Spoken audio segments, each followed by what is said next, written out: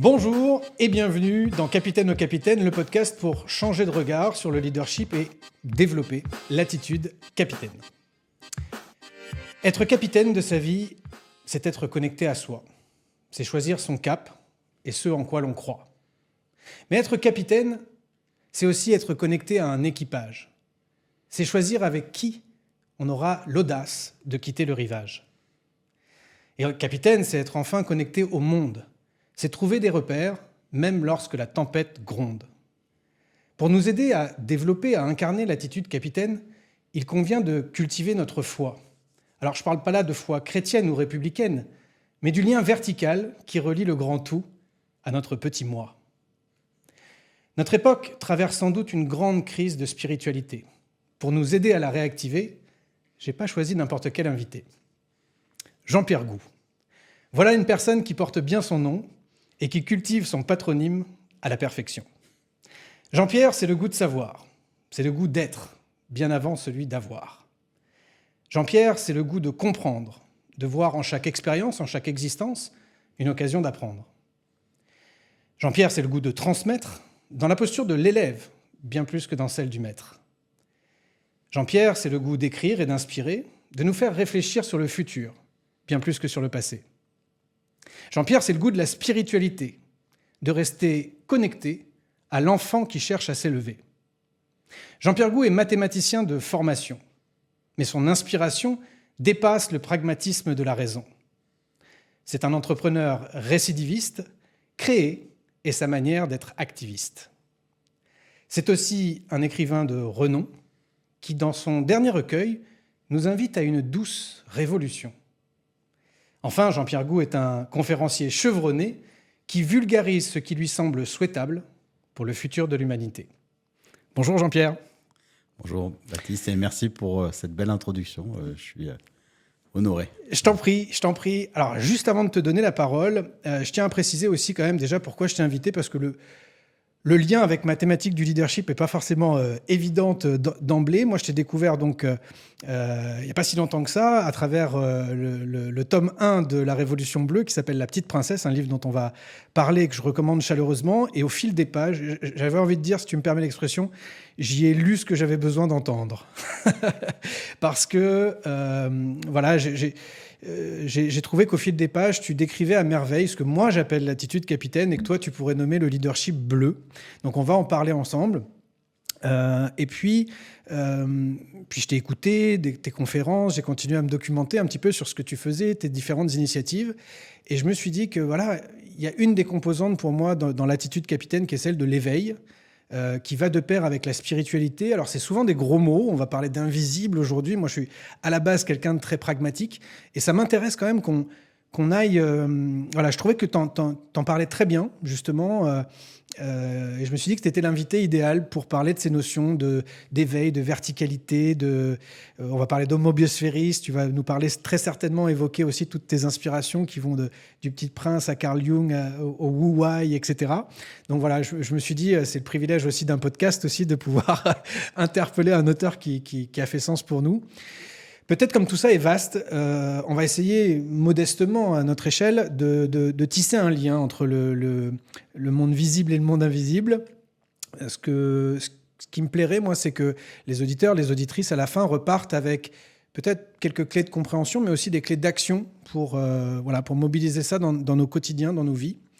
Et puis j'ai un petit message justement aussi aux auditeurs, auditrices, parce que voilà, Jean-Pierre a beaucoup de choses à partager. Peut-être tout au long de cet épisode, je vous invite à noter 3 idées clés, celles que vous avez le plus envie de retenir, celles qui résonnent le plus pour vous, de les noter mentalement ou par écrit, peu importe, et de voir comment vous pouvez les incrémenter dans votre vie, voilà, de les mettre en action.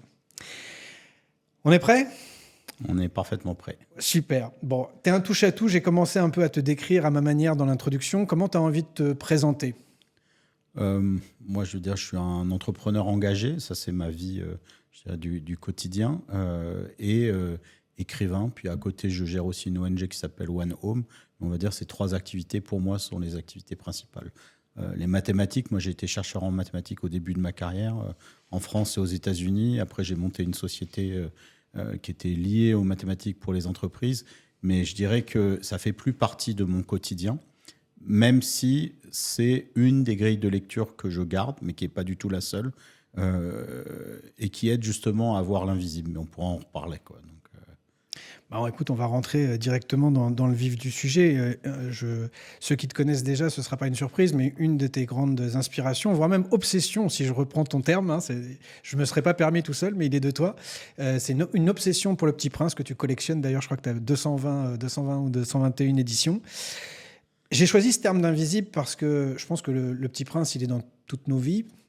Et un des messages que je retiens, c'est l'essentiel est invisible pour les yeux. C'est un des messages. Pourquoi ça te paraît... Qu'est-ce que tu décris, toi, comme étant l'invisible, déjà? Quelle forme ça peut prendre? Et puis, pourquoi ça te semble important, à notre époque, de cultiver ce lien avec l'invisible? ouais. Alors, juste pour compléter, il dit l'essentiel est invisible pour les yeux, on ne voit bien qu'avec le cœur, quoi. Donc, C'est important. et je vais insister sur la part du cœur. Alors, le mot invisible, il y a différents invisibles. Il y a le grand invisible auquel, je dirais, se confronte la spiritualité, qui est le miracle de l'existence, le mystère de l'univers. Mais avant celui-là, il y a différentes couches d'invisibles et il y a des invisibles qui sont beaucoup plus proches de nous et avec lesquels on peut déjà interagir. Pour moi, le premier invisible, c'est l'invisible des relations entre les individus, quoi. Et c'est un invisible, justement, qu'on ne peut percevoir qu'avec le cœur, c'est-à-dire il ne faut pas être attentif avec les yeux, il faut être attentif avec le cœur. Si vous voulez tisser une relation profonde avec une personne, c'est vraiment par le cœur que vous allez percevoir son état d'être, dans quel moment, dans quelle énergie cette personne est. Donc, voilà. Le deuxième invisible, pour moi, c'est vraiment l'invisible avec le reste du monde vivant, qui est fait de relations. Chaque inspiration ou expiration est une conversation avec la biosphère, c'est-à-dire l'air que vous inspirez, il a été fabriqué, en fait, cet oxygène, par des créatures, en l'occurrence des plantes et du phytoplancton qui dégagent cet oxygène. Votre CO2, il va être fixé par des plantes. Enfin, tout ça, c'est un grand dialogue. Et ce dialogue, on n'en est pas conscient. Et en fait, voir l'invisible, pour moi, c'est nous ramener au-delà de la perception qui nous est inculquée dans le monde occidental, qu'on est seul au monde. Alors qu'on fait partie d'un réseau. On fait partie d'un réseau humain, on fait partie d'un réseau vivant, et après on fait partie d'un immense réseau galactique, ou je ne sais pas comment on pourrait le définir, en tout cas le réseau du cosmos, dans lequel il y a d'immenses mystères, et derrière tout ça, il y a le grand mystère. C'est quoi, dans quoi tout ça a lieu et tout. Et il y a pour moi, s'entraîner à voir l'invisible, et c'est ce que font les personnages dans la Révolution bleue, même si je le présente pas comme ça, mais en fait ils sont connectés à ça, c'est-à-dire ils sont attentifs à l'autre, ils sont attentifs à la planète, puis ils sont attentifs au fait que c'est quand même un miracle d'habiter sur une petite planète qui est au milieu du cosmos. Voilà, c'est comme ça que j'aimerais définir l'invisible. Bon, on va bien entendu parler de ce livre qui a été une bouffée d'oxygène pour moi, comme je le disais. Peut-être pour rester sur le côté généraliste de l'invisible pour l'instant, comment tu le cultives toi, sans que ce soit la manière bien sûr, mais comment on peut faire si on fait ce constat finalement que oui, on est pris, absorbé par les choses et les tracas du quotidien et qu'on aimerait bien un petit peu se reconnecter à ça? C'est quoi les bonnes pratiques que tu peux conseiller? Alors, je vais me connecter à ça, mais en fait, je voulais juste rajouter une couche d'invisible. Là, j'étais sur les sphères en fait d'invisible. Mais il y a une autre sphère qui est invisible, c'est la sphère de la pensée, les sphères des idées. Et c'est en ça que je disais que les mathématiques peuvent aider à se connecter à cette sphère-là, qu'on appelle l'ethnosphère, la sphère des cultures. Et moi, c'est la sphère dans laquelle j'aime agir, c'est la sphère du symbolique. Et quand vous écrivez du monde des histoires, en fait, des histoires, c'est quoi? C'est des tentatives de réplication du réel dans un monde qui n'est pas réel. Mais moi, j'essaye de le faire avec l'idée que ces histoires puissent nous inspirer pour accomplir la transition écologique, qui est vraiment... dans toutes mes obsessions, c'est celle qui est tout en haut, quoi. C'est-à-dire comment amener l'humanité vers une trajectoire qui pourrait faire qu'on arrive à sortir du piège des limites planétaires. Et en fait, moi, j'adopte une attitude d'écrivain comme celle que j'appliquais en mathématiques, c'est-à-dire, pour moi, voir le futur, c'est voir l'invisible. C'est-à-dire, il y a des gens qui vous disent qu'on ne peut pas le prédire. Évidemment, personne ne peut le prédire. Mais de le raconter, ça permet de créer des occurrences vers lesquelles les gens ont envie d'aller. Il y a un nombre incroyable de choses qui existent aujourd'hui, qui avaient été décrites, peut-être sous la forme d'une farce ou d'une vision prémonitoire par des auteurs de science-fiction dans les années 50 ou 60, et qui sont devenues réalité, souvent des choses qui sont assez dystopiques. Et moi, je me suis dit, pourquoi est-ce qu'on ne pourrait pas faire des choses qui sont inspirantes, et au pire, quelqu'un va être inspiré et va le faire dans la réalité. Et pour moi, ça, c'est vraiment l'invisible aussi. Raconter une histoire, c'est complètement invisible. Et entrevoir un chemin ou une solution à un problème mathématique, et une histoire, en fait, c'est une solution à un problème, mais par l'histoire. Pour moi, voilà, ça, c'est ma grande création dans l'invisible. C'est ça. Et c'est pas toujours simple, parce que quand vous passez la journée à écrire des histoires dans un monde qui n'existe pas, avec des personnages qui n'existent pas, alors qu'autour de nous, la planète brûle. Parfois, on se demande à quoi ça sert, mais c'est quand on a ce genre de conversation et que je vois que ça t'a inspiré que je me dis finalement, ce monde virtuel de la lecture et des idées peut avoir un impact concret dans la vie des gens. Et c'est ça qui m'inspire. Du coup, on va peut-être en parler plus directement de La Petite Princesse pour ceux qui ne l'ont pas encore lu. Et puis, c'est les fêtes de Noël bientôt. Donc, voilà, j'ai pas d'action, hein, mais c'est un beau cadeau de Noël, en tout cas. Je le dis avec plaisir. Comme c'est toujours délicat de pitcher un livre devant son auteur, je te laisse le pitcher, La Petite Princesse, Ouais. qui est le titre du premier tome de la Révolution donc, bleue. La Révolution bleue, ça sera une trilogie. La Petite Princesse, c'est le premier tome. Et cette trilogie, elle raconte la Révolution bleue qui est en 3 ans. Et moi, je l'ai écrit en 3 ans aussi. Comment faire en 3 ans rendre la transition écologique irrésistible. En filigrane, c'est l'histoire de la métamorphose humaine. Parce qu'en fait, moi, je me suis toujours dit que souvent, on essayait de faire rêver les gens sur le point d'arrivée. Donc, un monde qui soit sobre, qui soit renouvelable, qui soit respectueux de l'environnement, etc. Et moi, quand j'avais ça, je me disais, bon, c'est bien d'avoir ça, mais quelle est la créature qui a permis à ça d'arriver, quoi. Donc, l'invisible ici, pour moi, c'est quel type de civilisation, quel type de valeur dont on a besoin pour arriver vers ça. Et donc, en filigrane, sur les 3 ans de cette Révolution bleue, c'est l'évolution de l'humanité qui aboutira à un autre état et qui lui permet de réussir cette transition écologique.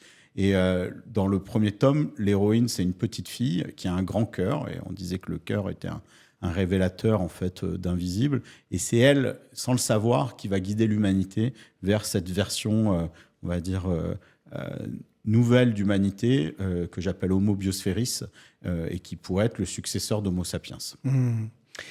Alors, je te rejoins sur le fait qu'il y a beaucoup de dystopie aujourd'hui. Je me faisais la réflexion l'autre jour que des fois, on se divertit en regardant des zombies et des trucs sur nos rares moments. Ça fait du bien de voir une utopie, d'autant que c'est pas de la science-fiction, ça t'y tient beaucoup.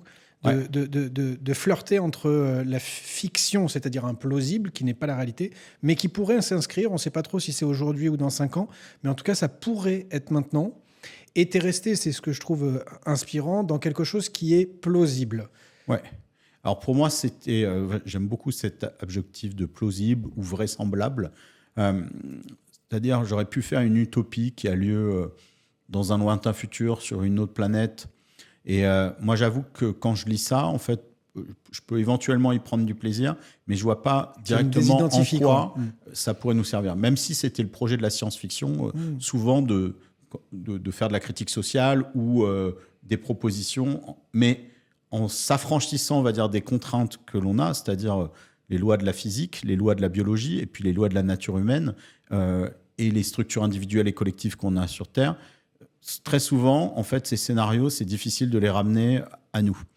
Tout le travail reste donc à faire. Et pour moi, c'est comme si on ne s'était pas confronté au problème, quoi. Donc, donc moi, le cadre en fait de mes romans, c'est toujours le monde, je dirais, d'aujourd'hui, mais effectivement qui pourrait être dans 5 ans. Mes premiers romans, Siècle bleu, je les ai écrits, ils ont été publiés à 12 ans. Quand les gens les lisent, ils ont l'impression qu'ils ont été écrits hier. J'essaye de trouver des invariants qui font que ça pourrait être dans 5 ans et dans 10 ans. J'essaie que ce livre ne soit pas démodé là-dessus. Il n'est pas daté temporairement. Et le fait que ça soit une utopie qui soit réaliste, qui prenne en compte toute la nature humaine, toute la géopolitique, toute la complexité de la société actuelle, en fait, moi, ce que je voulais, c'est de me prouver déjà au départ à moi-même qu'il existait un chemin entre un aujourd'hui angoissant et un demain merveilleux, et c'est de peindre ce chemin-là. Et pour moi, c'est comme si j'avais démontré un problème mathématique d'arriver à peindre ce chemin.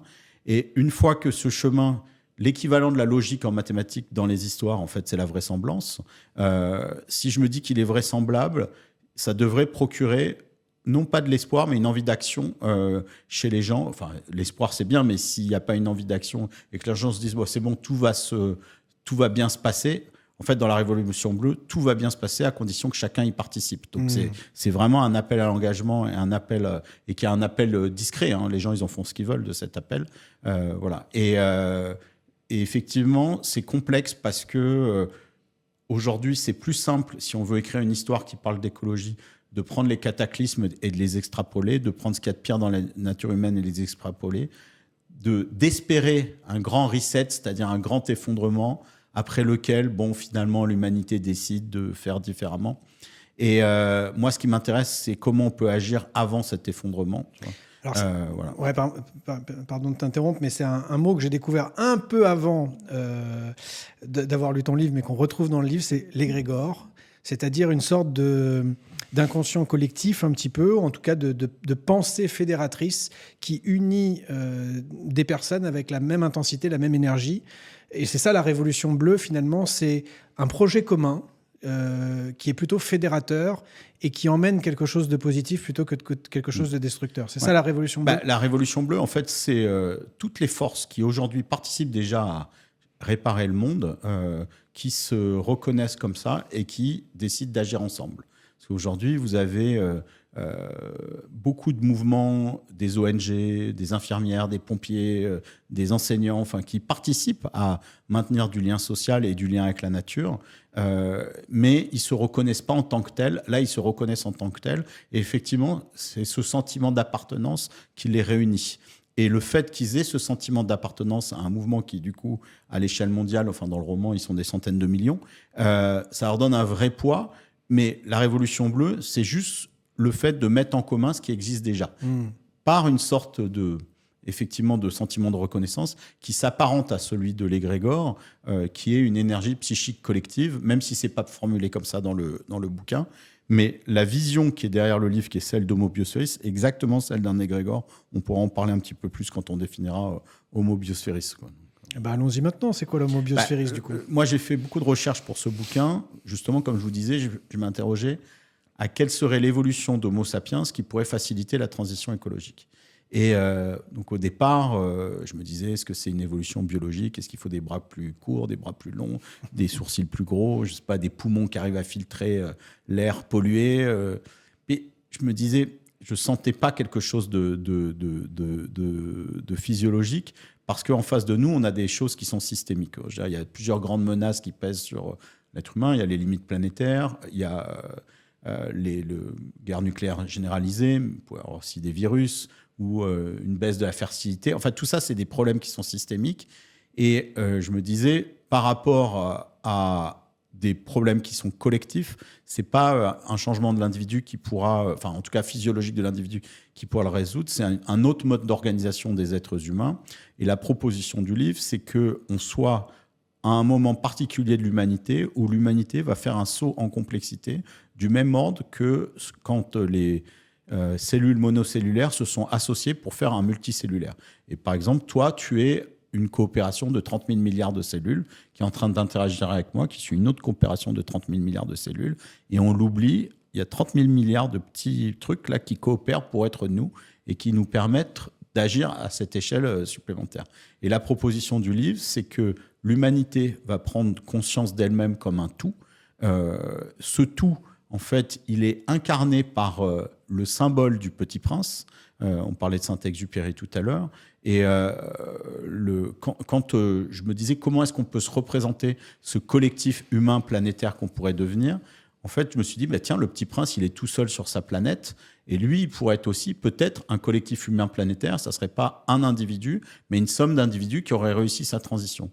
Et quand il vient nous voir sur Terre, il visite 6 planètes sur lesquelles il y a toujours un grand individu sur une petite planète, et c'est des individus qui sont malades, quoi. Et aujourd'hui, l'humanité a des maladies, c'est-à-dire que, et ces maladies sont celles que Saint-Ex décrit, comme la lumière de réverbère. On n'a pas de grand projet humain, donc on ne sait pas pourquoi, collectivement. On se lève le matin, individuellement, on arrive peut-être à trouver un sens, mais de se dire, tu vois, c'est pourquoi l'humanité est là.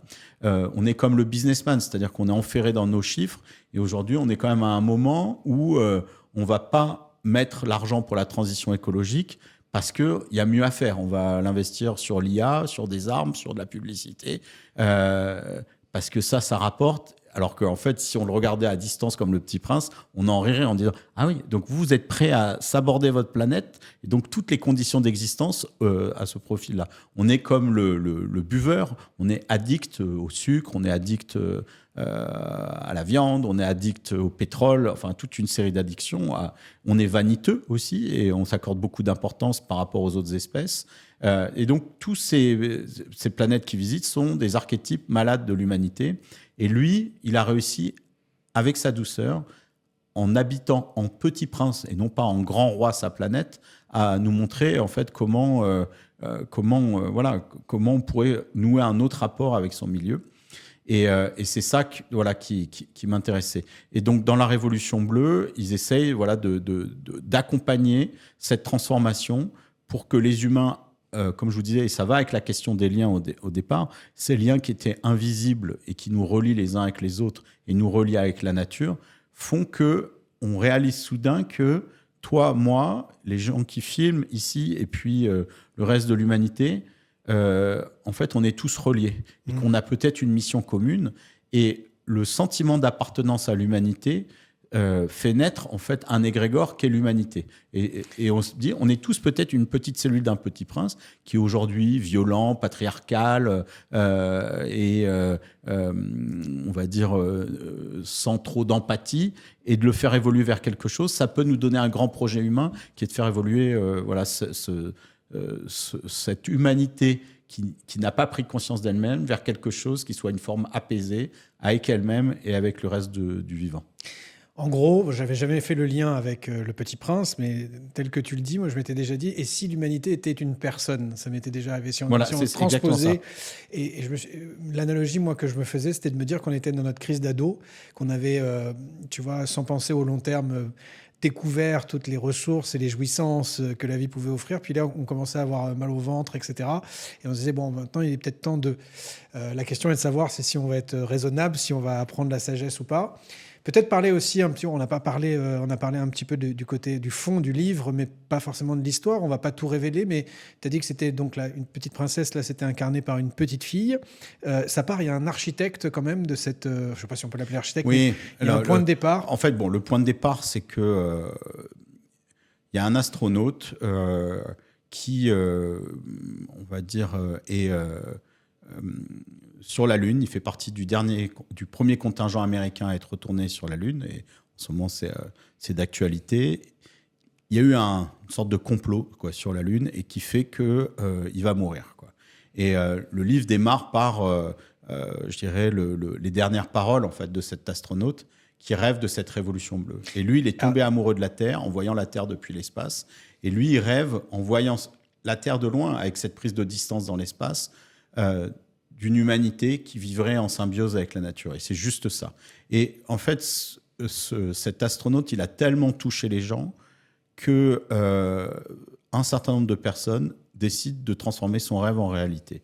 Et notamment son meilleur ami, qui s'appelle Abel, qui sent ce devoir qu'il a de structurer un mouvement pour que l'humanité devienne un et réaliser le rêve de Paul Garner. Donc, les personnages principaux, il y a cet astronaute Paul Garner, Abel qui est son meilleur ami, qui est un chaman et qui est, on va dire, un stratège aussi, quoi. Il y a la femme de cet Abel qui est aussi très proche de Paul Garner, qui, elle, choisit d'être la conseillère du président des États-Unis pour la Révolution bleue. Donc elle est, on va dire, au niveau étatique. Lui, il est au niveau du mouvement. Et dans le mouvement, il y est en chaman, c'est-à-dire il y est sans y être. Comme il est le meilleur ami, tout le monde voudrait qu'il en prenne la direction, mais on en parlera dans le leadership bleu. La Révolution bleue n'a pas de leader. C'est un collectif. Ça serait difficile de dire dans ton corps laquelle des cellules pilote toutes les autres, quoi. Je veux dire, tu es une coopération de cellules, mais une coopération d'organes. Et même le cerveau, si tu lui enlèves tous les autres organes, il ne peut pas faire grand-chose. Donc, c'est un tout. la Révolution bleue. Donc voilà. Et puis donc cette petite fille, Gianni, qu'ils ont adoptée, qui était la fille d'un des autres astronautes qui est mort sur la Lune et qui au départ, elle est ravie déjà d'avoir été adoptée. Et puis on découvre petit à petit que c'est elle qui a toutes les clés de la Révolution bleue, parce que évidemment, passer du monde tel qu'il est aujourd'hui avec toute la complexité humaine, les tourments, les réseaux sociaux, les deepfakes, les problèmes, les crises économiques, les problèmes de ressources, à ce monde où l'humanité ferait un avec la biosphère, on voit bien qu'il va y avoir un certain nombre d'encombres. Et elle a les clés de ça, et elle découvre elle-même petit à petit qu'elle est la pièce maîtresse de cette Révolution bleue. Moi, ce qui m'a accroché, je peux en parler parce que c'est vraiment dans les premières pages du livre, donc je ne vais pas spoiler beaucoup, c'est qu'à un moment donné, Paul Gartner est en difficulté sur la Lune et que... Il peut envoyer des messages, il ne sait pas s'ils sont reçus, Ouais. mais il ne peut pas les recevoir. Et à un moment donné, il voit la Terre qui s'éteint, et il croit que finalement c'est la fin de la Terre, il se demande vraiment pourquoi il est inquiet. En tout cas, la fin de l'humanité, oui. La fin de l'humanité, voilà, que vraiment c'est pitch black, quoi, c'est complètement noir. Et en fait, il y a un code Morse, en fait, l'humanité s'est déjà organisée pour lui envoyer un message. Et ça, je t'avoue que ça m'a mis déjà les larmes aux yeux, parce que c'est à ça, enfin j'ai l'impression que c'est ça qu'on attend, enfin que beaucoup de gens attendent en tout cas, beaucoup de gens qui sont isolés, qui savent pas quoi faire à leur niveau, ces petites cellules dont tu parlais là. Et là, moi, je me suis dit, waouh, si déjà je pouvais vivre, tu vois, un tel effort collectif. Donc c'est ce que tu appelles la vague bleue aussi, tu vois, cette émergence-là. Ce moment-là, qui est un moment effectivement assez émouvant, et il y a beaucoup de gens, je crois que c'est à la page 32, qui m'ont envoyé des photos d'eux en train de pleurer, etc. Et en fait, on pleure non pas par tristesse, mais par la fierté de se sentir humain. Et ça, c'est un sentiment qu'on n'a pas souvent. On l'a vécu pas mal cet été pendant les Jeux Olympiques. Et il y a eu beaucoup de résonance en fait, entre la Révolution bleue et les Jeux Olympiques. Et Thomas Joly, qui était le grand architecte des Jeux Olympiques, disait qu'il avait voulu, avant tout, plus qu'une célébration, on va dire, sportive, créer une expérience d'humanité partagée, quoi. Et Homo Bioceris, c'est ça, c'est une humanité partagée. Et dans le bouquin, il y a ces moments, par la musique, par des grandes joies ou des grandes tristesses où on se sent un, quoi. On l'a vécu un peu avec le Covid. On était quand même 4 milliards bloqués chez nous.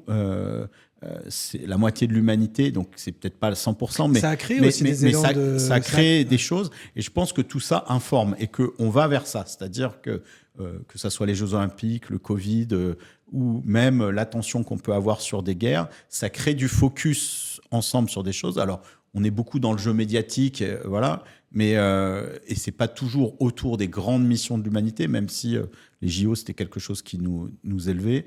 Mais voilà, moi c'est ça qui m'intéresse, c'est de réveiller un sentiment, non pas une espèce de anthropocentrique en disant l'espèce humaine c'est la plus belle des espèces, mais déjà de se dire qu'on n'est pas inutile, qu'on peut être grand. Et ça, c'est très proche de Saint-Exupéry. Le but, c'est pas de dire que tous les humains sont géniaux. Le but, c'est d'aller chercher en chaque humain la part qui pourrait manifester et qui serait géniale, quoi. Et ça, si on arrive à le faire chez tout le monde, on arriverait à quelque chose d'extraordinaire, quoi. Et lui, il parlait souvent du Mozart assassiné. C'est-à-dire que en chaque humain, il y a un Mozart, quoi. Et à un moment donné dans la vie, on l'a assassiné, quoi. Parce qu'un prof a fait une remarque, les parents n'avaient pas les moyens, ou que je ne sais pas quoi et tout. Et puis, il y en a qui arrivent quand même à devenir Mozart là-dedans. Et on pourrait s'entraider à tous devenir Mozart, quoi. Et c'est un peu ça le message des JO, où peu importe que tu as gagné ou pas, tu participes à quelque chose. Et la devise de Pierre de Coubertin, elle va bien aussi on va dire, à Homo Bioceris, parce que l'important, c'est de participer. Ouais, c'est ce que j'essaie. Alors, je parlais de clés d'action ou de compréhension. C'est un truc que j'essaye modestement de m'appliquer. C'est quand je parle à quelqu'un, de parler à sa part d'intelligence. C'est-à-dire en nous le bien, en nous le mal, en nous la bêtise, en nous l'intelligence. Et de partir du principe, ou en tout cas de s'adresser à la part intelligente de l'autre. Je crois que ça fait partie aussi des petites choses qu'on peut cultiver au quotidien. Si je dis ça, c'est parce que quand on parle de ces grands principes d'humanité, etc., on a tendance souvent à l'opposer ou à en faire un discours, en tout cas philosophique, abstrait, peut-être gnangnan, bisounours, etc. Mais c'est quelque chose que l'on peut cultiver au quotidien, qui est présent dans nos vies, quoi, qui n'est pas juste un truc voilà, on le sent, je pense, en nous. Comment on fait pour le cultiver, ça ? sans forcément être dans l'utopie. Mais déjà, ça part de quoi aujourd'hui? Comment on peut déjà s'inscrire dans cette, Alors, dans cette vague bleue? pour moi, il y a deux choses. Il y a la vision, c'est-à-dire de se dire que déjà, être persuadé que si l'humanité devenait un, beaucoup de nos problèmes se résolveraient. J'insiste là-dessus parce qu'après, c'est difficile aux gens de vous dire, de vivre quelque chose si on ne sait pas ce qui nous attend à l'arrivée. Donc, ce qui nous attend à l'arrivée, si l'humanité fait un et qu'elle vit en osmose avec la biosphère, et je veux préciser quelque chose sur Homo Biosphéris, c'est pas juste une humanité qui fait un, c'est une humanité qui fait un et qui réalise qu'elle est à l'intérieur d'un être beaucoup plus gros qui s'appelle la biosphère, quoi, qui est la somme de tous les êtres vivants et qui est en fait une créature qui prend soin des conditions de vie par l'atmosphère, par la ionosphère, par la circulation de l'eau, la circulation des nutriments. En fait, la biosphère, la régulation de la salinité des océans, tous ces éléments, en fait, sont gérés par la biosphère et ça nous permet de vivre dans des conditions qu'on appelle d'homéostasie, qui sont stables. Et la grande révélation de la Révolution bleue, c'est que Gaïa existe. Gaïa, c'est le nom de la déesse grecque de la Terre. Et il y avait un scientifique dans les années 70, James Lovelock, qui avait formulé l'idée que la Terre est un être vivant. Et voilà. Et donc, Homo Biosphéris n'a de sens. C'est l'âme de la Terre, en gros, Gaïa. Enfin, la créature de la Terre, et en plus, elle a une âme. Donc, il y a une question de comment on communique avec cette créature, hein, qui est... c'est comme si vous étiez une cellule et que vous vouliez rentrer en communication avec toi. Ce serait pas simple de savoir quel est le langage. Et dans le livre, le langage, c'est les rêves, en fait, par lesquels en fait, cette communication s'établit. Et le Petit Prince, quand il arrive sur Terre, en fait, c'est un collectif planétaire qui s'adresse à un aviateur. C'est pour ça qu'il arrive un peu par magie, qu'il repart par magie, parce que si vous aviez une conversation entre vous avec l'âme de la Terre, pareil, ça serait une espèce de peut-être de vierge qui se manifeste à vous et qui disparaît. Bon. Mais pour revenir à ça, une fois que l'humanité est un organe de la biosphère, ça l'amène à devoir décider de nos fonctions. C'est-à-dire, c'est quoi les grandes fonctions de l'humanité? Aujourd'hui, on ne les a pas élucidées. C'est ce qui fait qu'on est dans la roue du hamster, comme l'allumeur de réverbère, mais on pourrait avoir des grandes fonctions qui seraient déjà de prendre soin de la Terre, prendre soin des êtres vivants, de contempler, d'aimer, de faire de la musique, de découvrir, de nous ramener à des fonctions nobles en fait de l'humanité. Et dans la protection, il peut même y avoir des choses qui sont protéger la Terre contre des astéroïdes. Aujourd'hui, on a cette capacité que la science nous donne de déflecter des astéroïdes. On pourrait être les garants de la vie d'un point de vue même cosmique, quoi. Donc, il y a des choses extrêmement nobles. Et puis aussi participer à élucider les mystères. C'est-à-dire, pour moi, la plus grande question qui se pose, quoi, c'est qu'est-ce que l'univers, tu vois? Pourquoi y a-t-il quelque chose plutôt que rien? C'est des questions qui reviennent dans le bouquin et on ne sait pas ce truc-là. On parlait du grand invisible au début et des grands mystères. Et en fait, l'humanité, par la science, mais aussi la méditation, la spiritualité, etc., arrive à avancer sur ces questions. Mais ces questions, on n'a toujours pas les réponses. Et la matière, en fait, se pose cette question depuis le début. Qui suis-je, quoi? Donc, on fait partie de cette grande aventure. Et une fois qu'on a posé, en fait, quels sont les grands buts de l'humanité, il y a un certain nombre de fonctions, c'est-à-dire que nous, on a un métabolisme, l'humanité, c'est-à-dire un ensemble de réactions chimiques qui permettent aux 8 milliards d'humains de vivre. Aujourd'hui, ce métabolisme, il est en surchauffe, il est on va dire, il est linéaire, c'est-à-dire il n'est pas circulaire.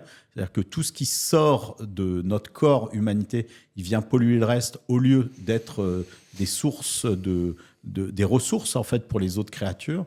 Et donc, une fois que vous avez posé Homo Biosphéris comme étant un organe de la biosphère, automatiquement, l'économie devient circulaire.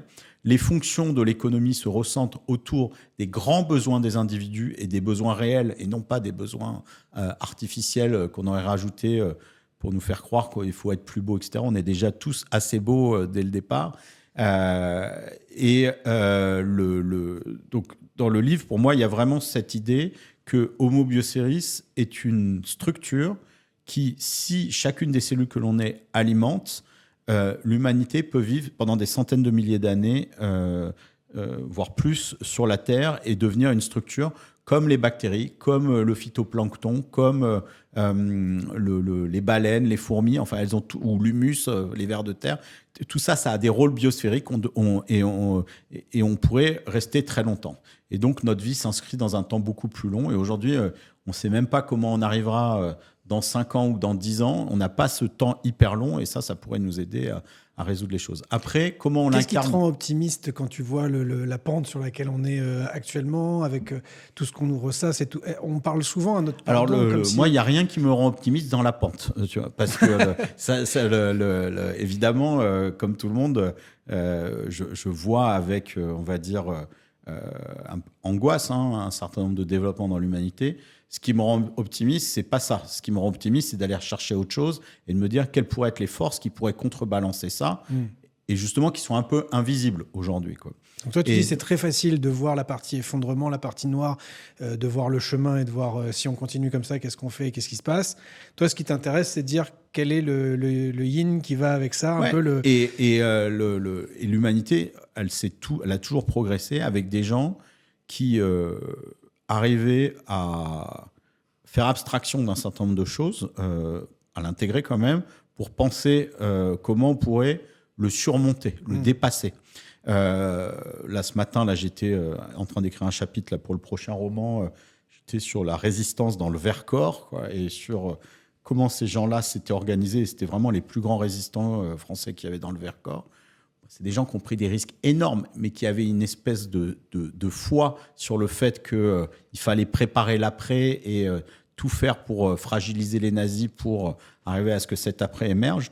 Je pense que moi, c'est ce monde-là qui m'intéresse. C'est-à-dire, les gens, on pourrait tous être là à commenter est-ce que Trump va mettre le feu au monde, etc. En fait, la question, c'est pas ça. C'est qu'est-ce que vous pouvez faire, vous, à votre échelle, pour faire un monde plus bleu, quoi. C'est même l'appel de la Révolution bleue. Qu'êtes-vous prêt à faire? C'est ça, parce qu'on connaît tous des initiatives peut-être microscopiques qui existent, mais la vague bleue, ce serait une agrégation. Et ces initiatives, elles ont l'air toujours minuscules. On connaît 3 assos autour de nous, mais dans le bouquin, ils se comptent, puisqu'ils ont une plateforme, donc ils savent combien il y a de gens dans la Révolution bleue. Quand vous êtes des centaines de millions, tout de suite, vous dites, OK, ils sont peut-être pas autour de moi, mais ils sont partout.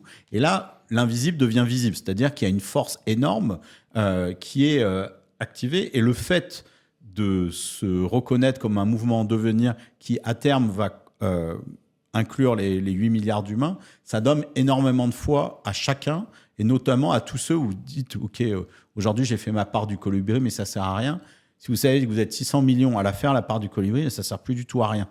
Donc la question, c'est de se compter, de se visualiser et de donner et de faire corps, quoi. Et de faire corps, alors ça, j'introduis une autre caractéristique de la Révolution bleue, faire corps, non pas pour s'opposer aux autres, tu vois, mais pour continuer à les inspirer, pour les convaincre de les rejoindre. Qu'est-ce qui nous manque aujourd'hui pour être dans cette agrégation justement des forces, pour faire en sorte que cette vague bleue, elle existe? Parce que j'ai eu envie d'en faire partie. Je me suis dit, mais c'est quand ça? On y va?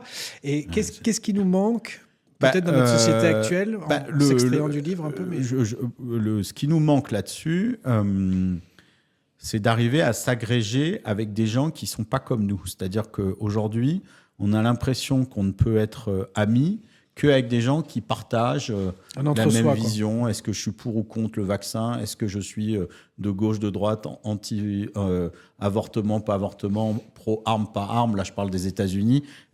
C'est des critères de division. Et en fait, on va se reconnaître sur 10 critères. Et en fait, il n'y a plus que 10 personnes avec qui on peut se faire.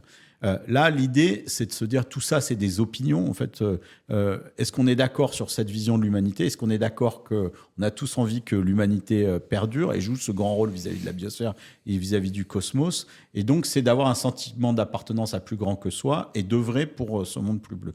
Et de se reconnaître en acceptant que on ne fait pas tous la même chose, parce que dans un corps, les cellules du pied, elles ne font pas la même chose que les cellules de l'œil, ne font pas la même chose que celles de l'oreille, et tout ça, ça cohabite, d'accepter la différence et de faire de la différence une source de diversité et d'enrichissement. Et là aussi, c'est très exupérien comme posture. Donc, c'est la question de l'unité dans la diversité, quoi. Et je pense que ça passe par... au départ, quelque chose de très on va dire interpersonnel, qui est que si on est des cellules d'un même corps, ça veut dire que ça va plus loin que la fraternité. Parce que la fraternité, ça veut dire qu'on a la même mère, en fait, ou même père. La multicellularité, c'est-à-dire qu'on forme quelque chose de plus grand que nous. Et ça, c'est quelque chose qui change complètement les choses parce que toi et moi, on n'est pas juste deux personnes qui ont eu des destins différents. En fait, on coopère à ce grand truc. Donc, on se voit en se disant, bah, tiens, toi, d'où tu viens? Qui es-tu? Tu vois, Baptiste, quelle est ton histoire? Et on a déjeuné ensemble, tu m'as raconté ton histoire personnelle, ou en tout cas, la version une demi-heure. Il faudrait avoir des jours et des jours pour connaître la version longue et cheminer toute la vie ensemble pour connaître chaque instant. Mais je trouve qu'il y a quelque chose de se dire l'autre est extraordinaire. Tu vois, et d'être dans cette forme d'émerveillement de l'autre. Quoi. Et c'est pas simple parce qu'aujourd'hui, vous allez tout de suite me citer 3 personnes que vous détestez, etc. Mais vous savez pas quels sont les combats intérieurs de ces personnes. Vous savez pas. Prenez le temps d'écouter les gens. Il y a une initiative que je trouve géniale. Ils appellent ça les Human Library, où en fait, plutôt que d'aller emprunter un livre à la bibliothèque, vous empruntez des gens. Donc vous asseyez, il y a quelqu'un qui va vous raconter son histoire. Et ça, je trouve que c'est un truc qui est absolument passionnant. Ils font même des soirées où vous-même, vous pouvez devenir un livre. Donc les gens peuvent vous emprunter. Il y a vraiment cette idée-là de se dire... voilà. Et ça, je trouve que ça facilite l'émergence d'Homo Biosphéris. C'est de se dire, OK, je te comprends en fait.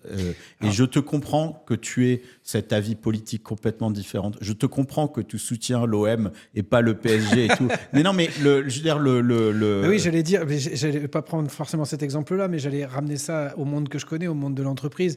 Dire, désolé, je fais l'empêcheur de tourner en rond pour la gratter un peu, c'est mon rôle aussi. Mais dire, on a déjà du mal à voir que les humains souffrent dans l'entreprise. C'est-à-dire qu'ils sont d'accord sur un projet commun à la base. Personne ne vous force à aller travailler pour telle ou telle boîte. Et déjà, on voit qu'à l'échelle d'une petite organisation, plus ou moins grande, on a déjà du mal. Il y a beaucoup de souffrances, les risques psychosociaux, etc. Et puis des conflits, etc. Donc, j'avais envie d'être un peu le poil à gratter, de dire qu'est-ce qui nous permet d'imaginer que ça pourrait se passer demain à l'échelle de l'humanité quand déjà on a du mal à le faire au sein d'une petite entité comme une entreprise. Alors, une entreprise, pour moi, c'est un organite. Vous savez, les organes sont faits d'organites. C'est le stade intermédiaire. Vous avez les cellules, les organites et les organes.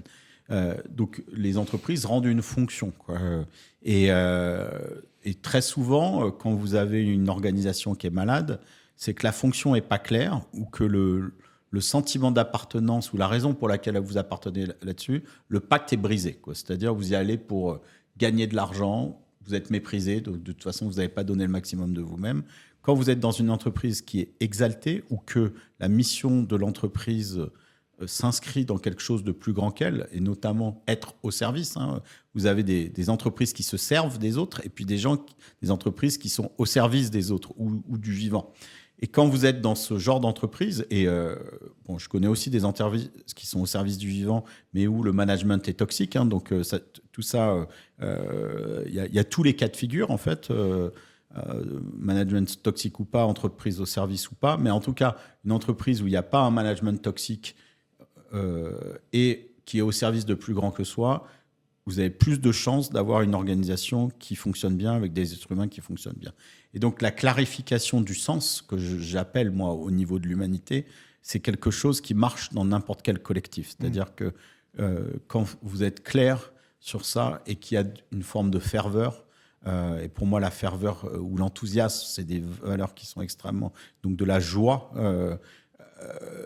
là vous êtes dans le pouvoir de l'individu, vous revenez à son pouvoir créateur et les collaborateurs, ils arrivent à se donner sans s'épuiser pour une mission qui les dépasse et qui va avoir un impact positif sur le monde, quoi. Alors je réagis toujours à ce terme de management toxique parce que moi je connais pas de manager toxique, je connais pas de personnes toxiques, je connais des comportements qui sont toxiques et ces comportements ils s'expliquent souvent par un certain contexte, ou alors si on recrute des gens qui sont toxiques, là on a un problème de recrutement. Mais ce que je veux dire par là, c'est qu'on est dans les entreprises que tu as nommées qui sont peut-être au service d'eux avec des problèmes de communication, de management, etc.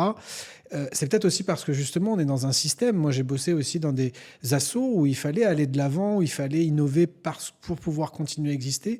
On est pris aussi dans une idéologie globale, c'est-à-dire que c'est pas simplement un problème de personne. Si c'était au bon vouloir du dirigeant ou si c'était un problème de personne, ce serait peut-être simple, mais on est pris aussi dans autre type d'égrégore, peut-être un peu plus toxique, qui est la course en avant, la roue de hamster dont tu disais. Donc, on doit quand même aussi s'extraire d'un certain contexte actuel.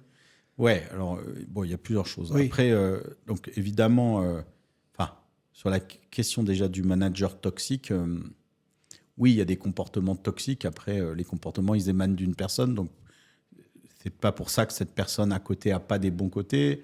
Mais en tout cas, c'est des comportements qui nuisent énormément aux gens, dont les gens ne sont pas toujours conscients. Ou alors, il y a quelque chose parfois de plus pervers. C'est-à-dire que c'est de dire, de toute façon, c'est moi qui ai le pouvoir. Donc, de toute façon, je peux me comporter comme ça ou pas. Et souvent, on se rend compte que les gens se vengent de choses qu'ils ont déjà vécues avant. Enfin, c'est complexe, en fait, les ressentiments de ça. Mais je pense qu'aujourd'hui, c'est un élément qui est compliqué. Et que le rôle du manager, justement, quand vous avez un contexte qui est toxique autour, moi, j'ai toujours considéré, quand j'étais dans ce monde de l'entreprise, que le rôle du manager était de protéger le niveau d'en dessous, enfin, quand vous avez une structure un peu hiérarchique, des problèmes d'au-dessus, Et donc, et de créer le cadre. Et le cadre, donc, si vous avez une entreprise de 1000 personnes, l'équipe de direction doit mettre le cadre pour que le playground, en fait, la zone d'activité de la boîte soit un espace, on va dire, sain et qui permette à chacun de réaliser les fonctions de l'entreprise. Et puis, chaque manager, à son niveau, doit faire la même chose. Donc, pour moi, ce truc où on dit que c'est parce que l'extérieur du monde est toxique que, du coup, je suis toxique et de trouver une excuse là-dedans, on n'a pas fait son rôle de filtre, Donc, là-dessus. Et normalement, on est un peu comme un placenta qui doit préserver, en fait, un système, même si aujourd'hui, l'alentour, il y a de la toxicité, mais le placenta protège le bébé pour croître dans un environnement qui est presque aussi stérile que n'importe quel truc. Donc, après, le but, c'est pas de toute façon, la toxicité du monde, même si vous créez un cadre autour de ça, elle est partout, donc les gens le verront sur les réseaux sociaux, etc. Mais on ne peut changer les choses qu'avec un projet, donc c'est la clarté aussi du projet qui est importante et l'énergie qui est animée. Si vous dites le projet, vous sentez bien que la seule intention derrière le projet, c'est d'enrichir le boss et de lui payer une nouvelle Ferrari, ça ne vous motive pas des masses, même si parfois il va vous faire miroiter qu'il en offrira une à un salarié ou j'en sais rien. Mais voilà. Mais on va revenir justement sur le leadership bleu ou sur l'attitude capitaine parce que je suis complètement en phase avec toi. Je suis un peu dans une posture aussi pour qu'on ait une discussion et qu'on ne soit pas d'accord sur tout. Je suis d'accord avec ça et c'est même des messages que je véhicule aussi dans mes formations parce que ça renvoie à une certaine forme de courage. Parce que des fois, il faut avoir le courage aussi de dire non. Il faut avoir le courage peut-être de faire en sorte qu'on n'ait pas le bonus à la fin de l'année, nous, à notre niveau, qu'on n'ait pas la promotion qu'on souhaite, voire même, pourquoi pas, d'aller jusqu'à perdre notre travail. Parce que je pense que dans la notion de leadership aujourd'hui, c'est de faire et de choisir ce en quoi l'on croit. Or, aujourd'hui, je fais de procès à personne parce que je m'inclus dedans. Et c'est pour ça que ton texte m'émeut. J'ai envie d'aller vers ça. Je me dis, moi aussi, je suis dans... le discours de la servitude volontaire de la Boétie, c'est-à-dire que je me laisse corrompre avec un petit c. C'est-à-dire que des fois, je vais peut-être dire oui à des missions de clients parce que oui, je sais que c'est pas exactement ce qu'on devrait faire, mais bon, c'est bien payé, et puis ça va me permettre on fait des concessions avec nous-mêmes. Et dans la partie que j'aime bien dans ton livre, c'est de me dire, et ce qui me met la larme à l'œil en général, c'est quand il y a des gens qui dépassent cette condition-là, qui se mettent en risque eux-mêmes au nom de quelque chose de plus grand. C'est ça que j'ai envie de réveiller chez moi et par définition chez les autres. Mais j'ai l'impression qu'on est encore un peu bloqué dans ce... C'est ça qui nous manque un peu pour nous fédérer vers ce qu'on a tous envie. Si on prend, moi, l'angle qui m'intéresse, mais qui n'est pas le seul, mais qui est l'angle de la transition écologique, et si on le ramène à celui des entreprises, il faut voir que toutes les entreprises ont été conçues à une époque où il n'y avait pas ou peu de problèmes écologiques. Donc elles sont toutes montées à l'envers, en fait, ces entreprises, puisque il faut revoir complètement l'offre, le modèle d'affaires, de manière à être compatible avec les limites planétaires. Et quand vous êtes dans une entreprise qui vous appartient, ou pire, une entreprise qui vous appartient pas, donc vous êtes juste le gestionnaire, changer en fait tout le business model alors que personne vous le demande de le faire, c'est héroïque, voire suicidaire, voire fou. Donc ce mouvement ne peut être que collectif, c'est-à-dire que si vis-à-vis de vos employés, vis-à-vis de vos actionnaires, vis-à-vis de vos clients, cette transition ne s'engage pas dans un mouvement, vous allez être traité de fou et vous allez vous user, quoi. Et c'est pour ça que moi, je suis très proche de mouvements, par exemple, comme la CEC, la Convention des entreprises pour le climat, parce qu'ils essayent de mailler le territoire en groupant des entreprises par territoire qui acceptent de faire cette transition, ou par verticale, par type d'industrie, par type de secteur, parce que comme ça, on arrive à grouper les gens et créer des relations de pair à pair entre des entrepreneurs pour que ce truc-là... on s'identifie à un mouvement et vous dire, tiens, si je le fais, c'est au nom de la CEC ou au nom de la Révolution bleue. Et il y a beaucoup de liens entre la CEC et la Révolution bleue. Mais l'essentiel, c'est de se dire, je le fais pas juste parce que moi, j'ai décidé que je voulais maintenant être vertueux, quoi. Ce truc de la vertu, c'est un truc qui tient pas dans la durée et qui surtout... si vous avez un problème de santé ou vos actionnaires décident de vous changer, qui ne survit pas à la personne qui est là. Donc voilà. Donc, effectivement, pour moi, il y a vraiment cette question que tu évoquais. Alors, un autre pan aussi qui ressort beaucoup, c'est cette notion donc, d'émerveillement. Et j'y associerai un peu, c'est pas la même chose exactement, bien sûr, mais la notion de rêve. Je voudrais ouvrir ce chapitre-là en même temps. Ça se cultive. Moi, j'aime bien beaucoup parler d'attitude, d'état d'esprit et non pas de compétences ou de capacités, mais ce sont des choses, l'émerveillement, ça s'entretient, ça se cultive de manière consciente. Et puis, et je fais ma question en deux parties, tu te débrouilles avec. Et puis, il y a cette notion de rêve dont tu parles très bien aussi, j'ai trouvé, tu dis qu'il y a une hiérarchie un peu dans les rêves. Toi-même, tu as une capacité à dire, même quand tu étais dans les mathématiques, quand tu es fait face à un problème, de faire une micro-sieste et de te réveiller avec la solution. Je suis très jaloux de ça parce que moi, j'ai du mal même à me souvenir de mes rêves.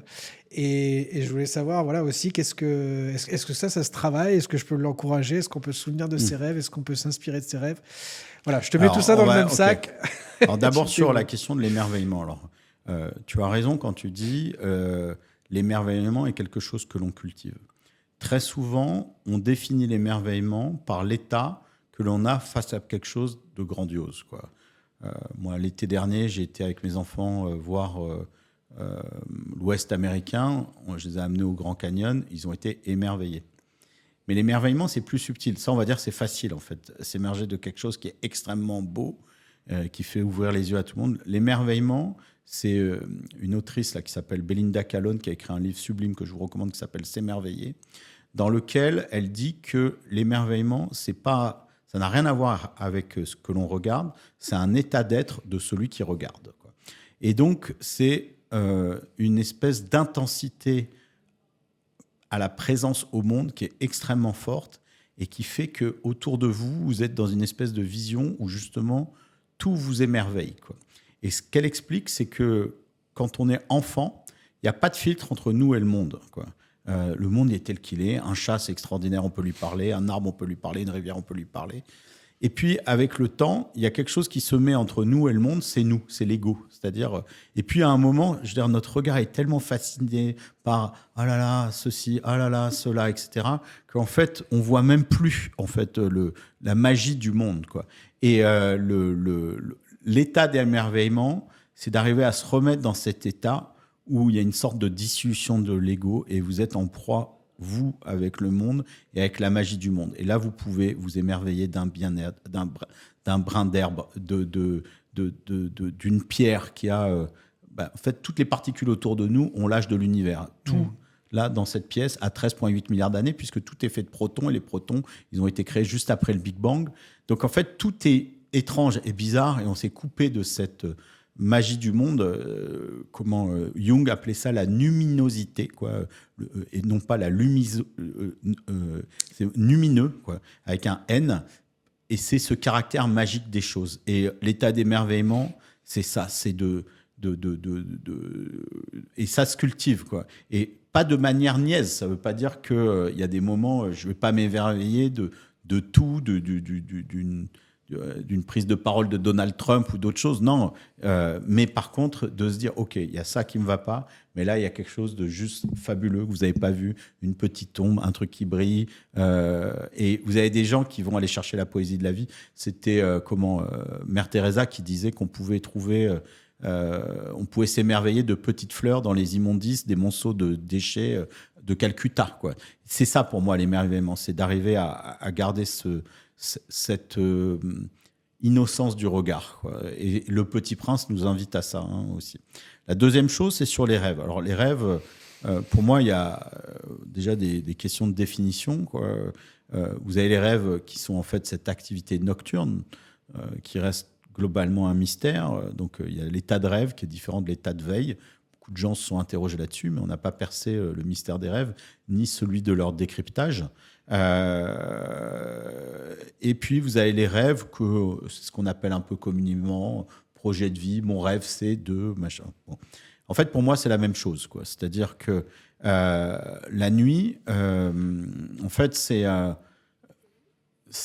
pour moi le moment où probablement l'âme va se ressourcer et où tous les symboles qui nous sont offerts sont une manière de décrypter ce qu'on fait la journée là, dans notre incarnation.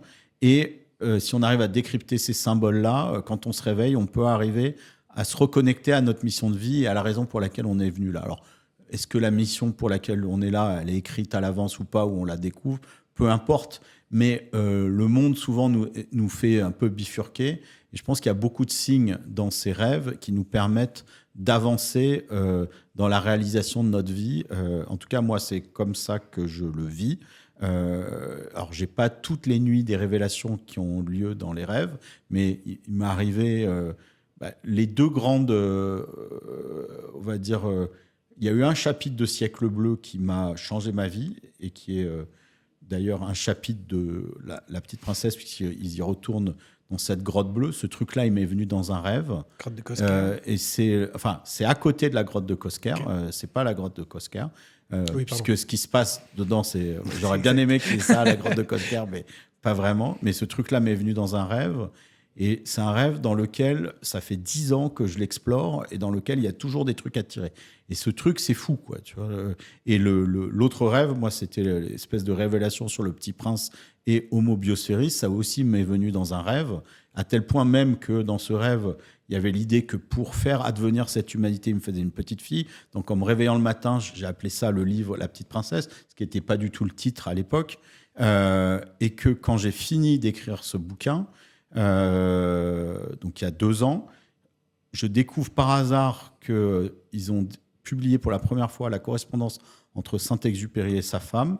Et dans cette correspondance qui est sortie pour la première fois il y a 2 ans, parce qu'il y avait des problèmes d'ayant droit derrière, il y a une lettre dans laquelle Saint-Ex promet à sa femme d'écrire une suite du Petit Prince qui devait s'appeler La Petite Princesse.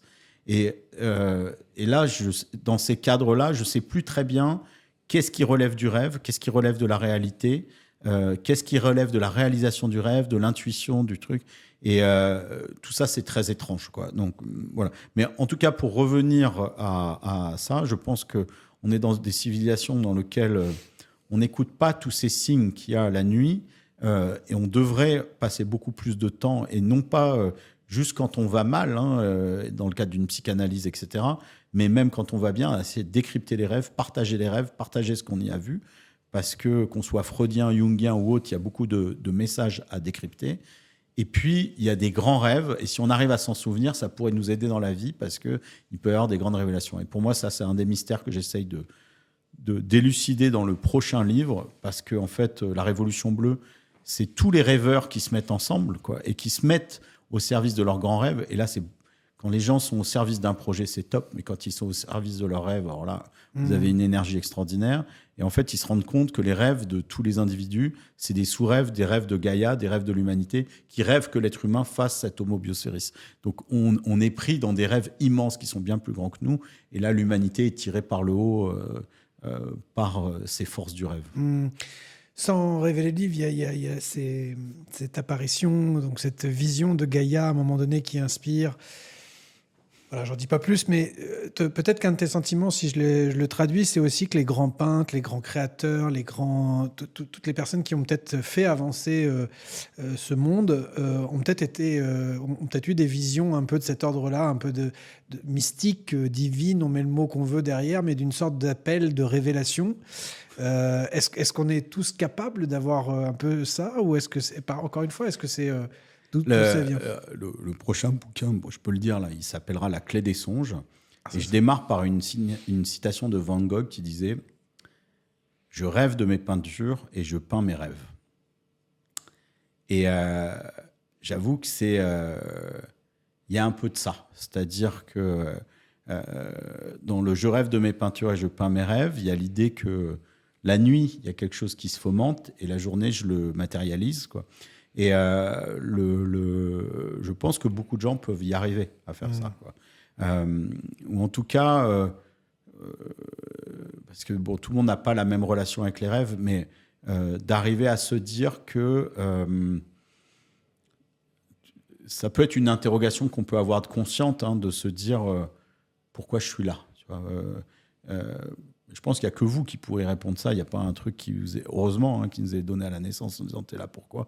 En fonction de tout ce que vous avez appris à faire, de ce que vous avez envie de faire, de ce dont le monde a besoin, un peu ce qu'on appelle l'ikigai, de se dire tiens, où est-ce que vous avez envie d'agir? Qu'est-ce qui vous rend heureux? Qu'est-ce qui vous donne de la sécurité? Qu'est-ce qui apporte au monde? Qu'est-ce qui fait que vous évoluez, vous apprenez des nouvelles choses? Et, et arriver à passer du travail à l'œuvre, quoi. Il y a quelque chose de cet ordre-là. Et aujourd'hui, tout le monde dit on a un travail, quoi. Toute l'ambition de la Révolution bleue, c'est de passer du travail à l'œuvre. Il y a un mot, je recommande, il y a un épisode que tu as fait avec Anne Guéquer sur les synchronicités. Enfin, ça fait partie des hors-séries que tu as fait suite à la Révolution bleue. Et tu parles de 3 mots-clés qui vont au-delà, à mon avis, des synchronicités. C'est intention, attention, intuition. Et ça marche aussi un peu pour les rêves. Quelque part, parfois, il faut avoir une intention de comprendre quelque chose pour que les rêves nous y aident. Tu dis aussi, il faut lâcher prise aussi, il ne faut pas être figé sur cette intention, sinon ça ne marche pas. Il faut faire confiance, voilà, se détacher. Par contre, être attentif aussi à ce qui nous entoure, sans tomber dans le fait de voir des signes partout, etc. Mais en tout cas, ces petites coïncidences de la vie, ces petits recoupements, etc., d'y être attentif. Et l'intuition là-dedans, ce serait quoi? Ce serait une sorte de lâcher prise, justement. Vis-à-vis des rêves? D'une manière générale, parce que on peut l'appliquer ça aux rêves. Parce que bon, peut-être pour expliquer qu'est-ce que c'est cette trilogie en lien avec les synchronicités et faire le lien. Oui, pardon. Les synchronicités, c'est un phénomène bizarre, mais que beaucoup de gens ont vu, de hasard qui dépasse le hasard classique, qui deviennent des hasards signifiants pour le reste de votre vie, mais surtout, il n'y a rien qui, a priori, pouvait provoquer ce hasard. Moi, je donnais dans ce podcast l'exemple de, par exemple, si vous allez à New York et que vous croisez votre cousin, bon, ça, c'est un hasard. Si vous croisez votre cousin et que au moment où vous le croisez, il vous pousse et qu'il y a un pot de fleurs qui aurait vous tomber sur la tête et qui vous évite, on a l'impression qu'il a été envoyé, vous savez, par un messager pour... voilà. Ou alors, si en le croisant, il vous dit bah, « Tiens, j'ai rendez-vous avec une copine, vous allez rencontrer cette amie, et puis qu'elle devient votre femme. » Là, vous dites « Tiens, je l'ai croisé à New York, il me fait... » Voilà, là, ça, c'est des synchronicités. Et après, on peut s'interroger de se dire « Bon, bah, parmi tous les hasards qu'il y a dans la journée, il faut bien qu'il y en ait qui ont un sens vis-à-vis du monde, mais vous en avez certains qui n'ont aucune probabilité de se produire, quoi. » Donc moi j'ai un fichier qui est la liste de mes synchronicités dans lesquelles il y en a une 60aine et c'est que des trucs incroyables qui me sont arrivés et que je ne peux pas expliquer et dont la probabilité est 0, quoi. Même pas 0,1, c'est 0. Et donc et ça m'arrive pas tout le temps, il y a plein de choses sur lesquelles j'aimerais bien qu'il y ait des synchronicités qui me débloquent des choses, mais ce que j'ai trouvé en commun en fait de ces 60 synchronicités, c'est que très souvent, c'est des choses qui se sont provoquées, mais que je désirais profondément. Donc, il y a une histoire d'intention, et que cette intention, elle n'était pas que pour moi, elle était pour le monde. Donc ça, déjà, j'ai l'impression que ça crée une sorte de déformation de l'espace-temps où vous avez des rencontres qui vont arriver à vous parce qu'on sait que telle personne, moi qui m'intéresse beaucoup à la Terre, forcément, les gens, tôt ou tard, ils arriveront autour de moi. Mais parfois, ça peut être quelqu'un assis dans une terrasse à côté de vous. Donc, ils ne sont pas venus pour vous, mais il y a quelque chose d'un peu plus magique qui vous a attiré. Donc, après, une fois que vous avez posé votre intention, c'est vraiment faire attention autour de vous parce que d'abord, il y a l'intuition en deuxième, c'est-à-dire de suivre votre cœur. C'est-à-dire, si vous arrivez à un endroit où vous dites, tiens, je ne sais pas pourquoi, mais là, il y a un truc qui me dit que faut que j'aille dans la rue d'à côté parce qu'il y a un truc. Ce genre de petit machin, il faut le suivre, quoi. Et après, vous faites, voilà, écoutez la petite voix. Et le troisième, c'est attention, c'est-à-dire faire attention, voilà, aux signes. Et parce que parfois, c'est là et vous le voyez pas, quoi. Donc, si vous êtes toute la journée avec votre casque de Walkman, les yeux fermés, etc., en fait, l'univers, il peut vous envoyer toutes les solutions que vous avez, vous les verrez pas. Donc ouais. Et après, sur les rêves, c'est un peu la même chose, quoi, d'une certaine façon. Ils peuvent vous aider à cheminer. Et plus vous nourrissez ça, plus ils vous aident à cheminer, quoi. Ouais. Okay. Et plutôt que de commencer avec les rêves nocturnes, moi, ce que je vous conseille, si vous faites des siestes, si vous avez un problème, au moment où vous couchez, vous formulez, avant une sieste de 25 minutes, une demi-heure, hein, pas une sieste crapuleuse, une petite sieste. Il y a 2 moments où les solutions se manifestent, et ça a été analysé, on va dire, scientifiquement. C'est au moment juste avant l'endormissement ou au moment juste au réveil. Vous pensez au premier mot qui vous vient, même si vous ne vous rappelez pas de votre rêve, le premier mot qui vous vient, la première idée, etc. Très souvent, il y a quelque chose là-dedans. Et par exemple, Dali, qui était un grand créatif, il s'endormait, il faisait des siestes avec une pomme, quoi. Et quand il s'endormait, donc dans cet instant-là, quand vous endormez, en fait, vos muscles relâchent, la pomme tombe par terre. Et donc, il pensait au mot qu'il avait pile à ce moment-là, il allait peindre ce mot-là. Donc, il y a cet ordre, voilà. Et c'est difficile à expliquer, mais vous avez beaucoup de gens qui ont des intuitions à ce moment-là. Mais ça se cultive, ça se travaille. Ça me va bien. On va s'approcher déjà, malheureusement, de la fin de cet épisode. J'avais envie peut-être de te soutirer. Tu as commencé à nous donner le titre du tome 2. Où est-ce que tu en es de l'écriture ? On peut l'espérer pour quand, ce tome 2 ? Et quel scoop tu peux nous faire ? L'idée, c'est de sortir ça pour l'été prochain. Donc, et pour ça, il faut que je finisse une première version de l'écriture pour le début d'année. Donc ça, c'est ce qui est prévu avec l'éditeur. Donc pour l'instant, je suis dans le timing. Et comme c'est des processus très hautement non linéaires, c'est difficile de dire... voilà. Et puis moi, comme je bosse à côté, j'ai les enfants. Enfin, c'est pas... voilà, il y a des impondérables qui font que... Et puis d'autres choses à faire qui font que c'est pas toujours simple. Mais voilà. Moi, ce qui m'intéresse dans le tome 1, c'est vraiment le début de l'organisation, en fait, de la Révolution bleue. Comment elle se structure et comment un rêve commence à devenir un mouvement. Et à la fin du premier tome, sans révéler ce qui se passe, le mouvement devient extrêmement fort, quoi. La proposition de la Révolution bleue, elle intéresse un certain nombre de personnes qui voient un espoir, en fait, pour le futur de l'humanité et leur vie, leurs enfants, etc. Mais il y a beaucoup de gens qu'elle déstabilise parce qu'elle remet en cause leur business, des échelles de valeur, etc. Donc, dans le tome 2, les forces, on va dire, d'opposition se structurent, quoi.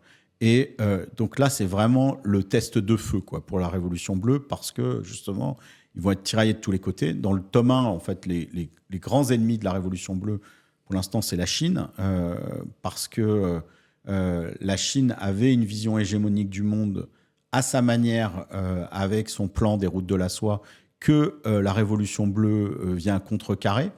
Et c'était un moment où la Chine, ça fait 50 ans qu'ils déploient ce plan, ils ne veulent pas y renoncer, quoi. Et dans le tome 2, il y a beaucoup plus d'opposition que la Chine. L'idée pour moi, c'est de montrer que toutes ces oppositions, en fait, va renforcer le mouvement, quoi, va l'affiner, quoi, l'amener à se découvrir vraiment qui il est. Et c'est ça qui m'intéresse. Et dans ce tome 2, la question auquel j'essaye de répondre, c'est comment déployer en fait l'idée d'homobiocérisme, parce que je te le disais tout à l'heure, moi j'ai donné une 60aine de conférences cette année dans des entreprises, puis aussi des conférences publiques sur cette question d'humanité qui pourrait devenir multicellulaire et d'expliquer tous les bienfaits que ça aurait pour nous tous. Les gens, en général, sont assez d'accord. J'ai eu très peu d'opposition sur tout ça. La question, c'est comment de faire naître ça dans l'esprit des gens. Donc, le pitch du bouquin, c'est que pour arriver à faire naître Homo bioceres dans chacun, on ne va pas aller devant 8 milliards d'humains à lui expliquer et de dire « alors, est-ce que vous êtes OK ?» Et aujourd'hui, toutes les stratégies écologistes s'adressent au conscient. Là, ils s'adressent à l'inconscient. Donc, ça s'appelle la clé des songes. Et en gros, ils vont faire un hack de l'inconscient collectif de l'humanité pour rajouter un archétype. Et un archétype, c'est des formes qui permettent à des idées de s'auto-déployer. Il y a une stratégie, enfin un mot qui s'appelle les mèmes, je ne sais pas si tu connais, M-E-M-E, oui. Qui sont en fait le pendant culturel des gènes. Tu vois. Et en fait, les mèmes, s'ils sont soutenus par un archétype, ils peuvent se diffuser beaucoup plus vite que là-dessus. Donc, ils rajoutent un archétype qui accélère, on va dire, l'adhésion dans ce concept d'Homo bioceres. C'est ça que... Voilà, donc, et on suit encore les mêmes héros dans une aventure qui va les amener très loin, notamment dans l'invisible, mais ça, je n'en dis pas plus. Ok, bah merci déjà pour ce partage d'informations. Je le redis, j'ai pas d'action, mais en tout cas, excellent cadeau de Noël à offrir. Ça fait du bien. Moi, je suis pas un énorme lecteur en plus, tu vois. Et encore, tu m'as réconcilié avec le roman. Je décris ce livre en disant que c'est plus qu'un roman et moins qu'une utopie, parce qu'il s'inscrit dans le plausible. Et voilà, donc c'est un bon pavé quand même. Hein, il doit faire 500 pages. Ouais, 500 pages. Extrêmement bien documenté, ça c'est ce que j'ai apprécié aussi parce qu'on y découvre, on n'en a pas parlé parce qu'il nous faudrait 3 épisodes, mais de One Home avec l'Overview Effect, qui est cette... Enfin là, je laisse les lecteurs découvrir tout ça aussi comme je l'ai fait. La biosphère économique et des choses auxquelles tu participes en tant qu'entrepreneur. Donc c'est aussi une ouverture sur plein de choses qui existent. Et c'est un vrai portail vers plein de connaissances. Moi, j'ai la chance, parce que ça fait 25 ans que je suis dans le monde de la transition écologique, et j'ai la chance d'avoir autour de moi, justement, des entrepreneurs ou des ONG ou des individus géniaux, et puis des gens qui m'ont partagé des pépites, quoi. Et pour moi, ce roman, c'est, avec toutes ces pépites, d'essayer de faire un collier et de le donner aux gens, parce que tout le monde n'a pas la chance d'avoir ça autour de soi. Et du coup, c'est invisible et ça n'existe pas. Et donc, pour moi, c'était de le rendre visible. Et dans la logique aussi de le rendre plausible, quand j'avais écrit mes 2 précédents romans, beaucoup de gens qui me disaient « Oh, ça serait trop génial que ça existe, le truc. » Mais ça existe, quoi. Les gens ne vont pas chercher aujourd'hui. Donc là, il y a 250 références pour que les gens se disent, en fait, le truc qu'il explique sur les galaxies, c'est vrai. Le truc qu'il explique sur l'épigénétique, c'est vrai. Le truc qu'il explique sur le rôle du microbiote, c'est vrai.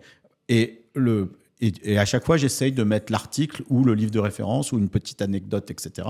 Donc, parce que je voudrais que ça puisse être utile, quoi. Les précédents romans, je les avais écrits, j'avais 35 ans, maintenant j'en ai 50. Et je me dis, comment est-ce que je peux être le plus utile et avoir de l'impact ? Et aujourd'hui, quand les gens ont lu ces notes de fin, ou en tout cas celles qui les intéressaient, il y a des gens qui me disent « Tiens, du coup, j'ai découvert un autre bouquin, c'était super et tout. » Et donc, moi, si je peux faire ce rôle de passeur, parce que je suis avant tout un passeur d'idées, vraiment, c'est quelque chose qui m'intéresse. Et peut-être aussi un élément dont on n'a pas parlé, qui est important, c'est la musique. En fait, c'est un roman qui est aussi une expérience musicale. Et si vous allez sur le site révolutionbleue.fr, donc BLEUE.fr, vous avez en fait déjà plein d'interviews, de conférences que j'ai données sur le livre, de documents supplémentaires qui ne sont pas dans la bibliographie et qui sont là-dedans. Mais surtout, vous avez les playlists. Et c'est un livre où, moi, quand j'écris, j'écoute de la musique dans certaines scènes. Et quand c'est des scènes qui sont très émotionnelles, à la fois pour la peur ou pour une forme d'excitation ou d'amour ou d'émotion, je mets les héros parlent des musiques qu'ils écoutent, et donc vous pouvez les écouter, ça enrichit la lecture, notamment dans certaines scènes. Voilà.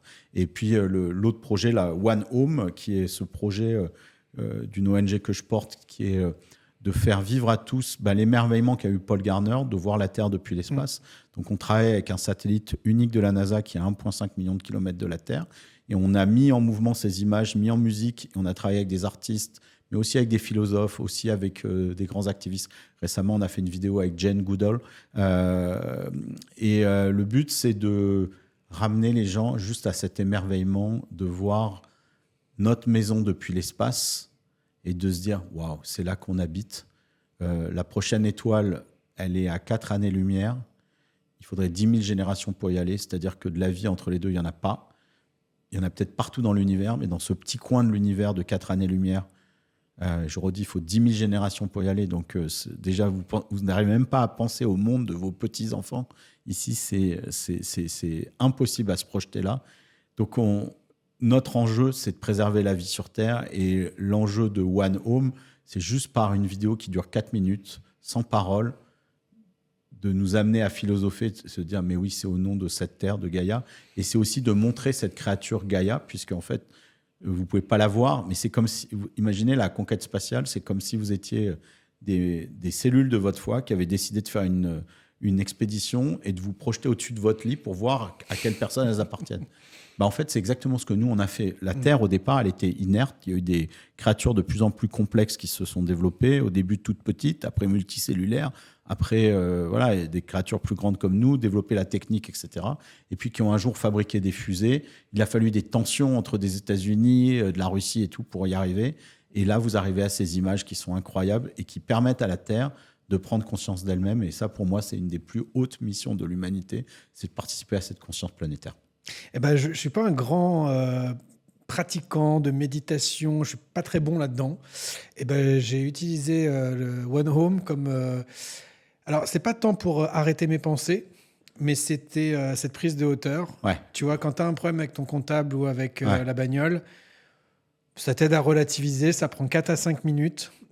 J'aime bien les deux versions, c'est-à-dire les versions en musique. Ouais, j'ai oublié le nom de l'artiste qui a écrit une très belle musique exprès. Quel name?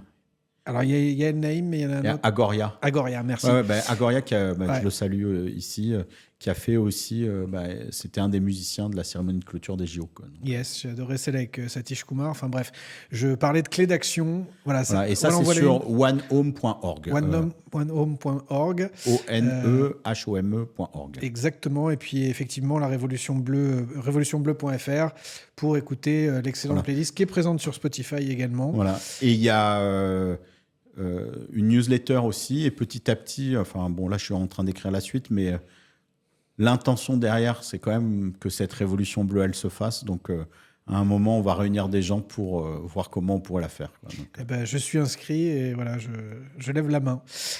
Puis je t'en propose une, tiens, je sais que tu es à l'écoute, c'est la chanson préférée de ma fille en ce moment, c'est Quédate Luna, je te retrouverai l'artiste, mais on peut la retrouver sur Spotify et il y a une version électro, je sais que tu aimes bien, qui est très inspirant. J'écouterai, merci. J'ai encore 1000 questions, mais bon, je ne veux pas t'accaparer. Un grand merci déjà à toi pour tout ça.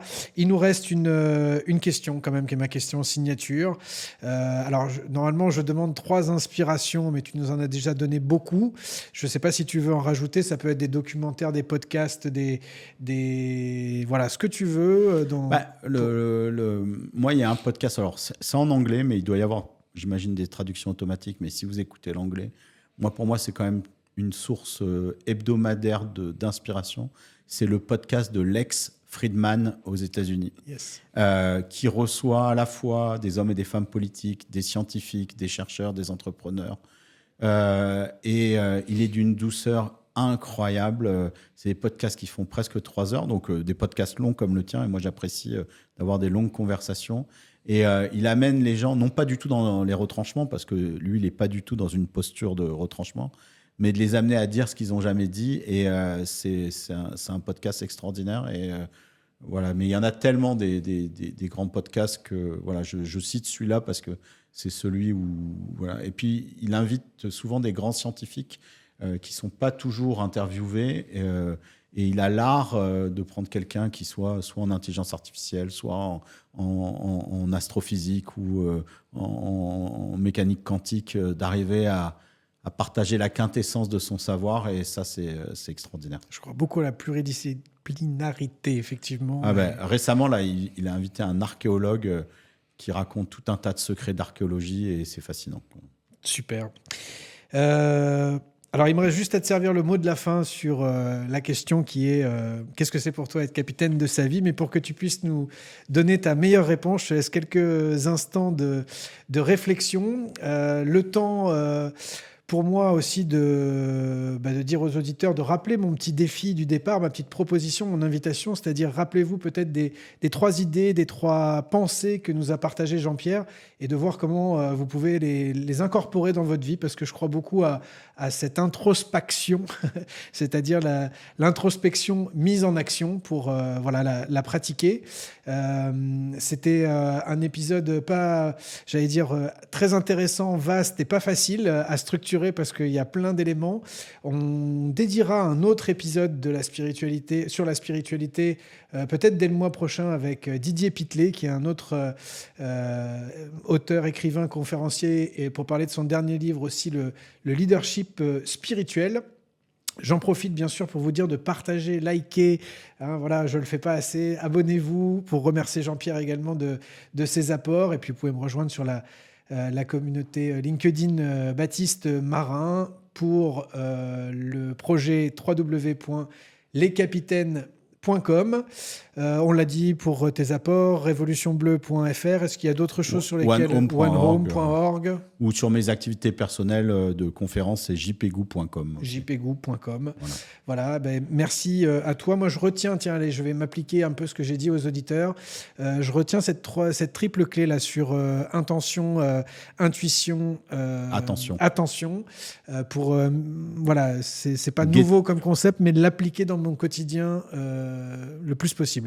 Ouais, ça nous pousse à croire qu'il y a de la magie dans le monde et à s'y reconnecter, quoi. Ouais. Et alors peut-être qu'il n'y en a pas, mais moi j'ai eu tellement de manifestations étranges que vivre comme ça, ça rajoute de toute façon de la poésie et de l'aventure. Et pour répondre à ta question, pour moi, qu'est-ce que ça veut dire d'être capitaine de sa vie? Ce sera le mot de la fin. Alors très souvent, on a l'impression d'être capitaine de sa vie. C'est juste de soi. Mais vous êtes un équipage de 30 000 milliards de cellules. Et réveillez-vous le matin en vous disant « Waouh !»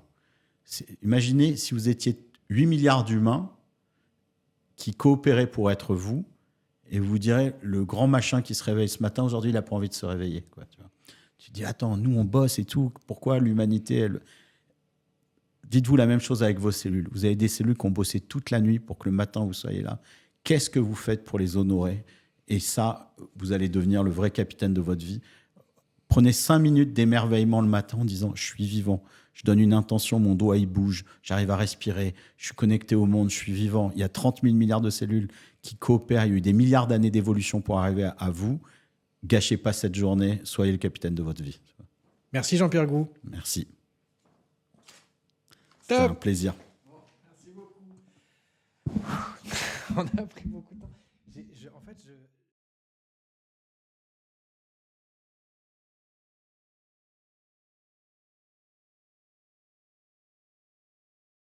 I am the master of my fate. L'important n'est pas ce que tu es, Captain, my captain. mais ce que tu as choisi d'être. I am the captain.